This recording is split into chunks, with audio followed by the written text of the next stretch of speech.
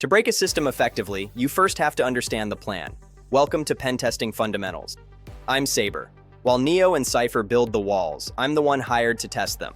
Today, we're breaking down the standardized methodology of a professional pen test. A successful engagement follows a logical flow. Planning and reconnaissance, scanning, exploitation, post-exploitation, and finally, reporting. It starts with information.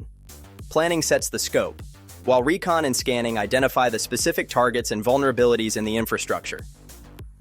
We're not just looking for a way in, we're looking for the best way in. We probe for open ports and services, mapping the attack surface. Phase 3 is exploitation. This is where we use the vulnerabilities we've found to gain a foothold in the target system. This is the hack. Once we're in, post-exploitation is about maintaining access and seeing how far we can go, moving through the network to reach the core data. Finally, we report our findings to help the defense close the gaps. It's a loop of testing and fixing that never truly ends. You now know the process. In our next lesson, we're starting at Phase 1, Reconnaissance and Footprinting. I'll show you how we find the target. See you there.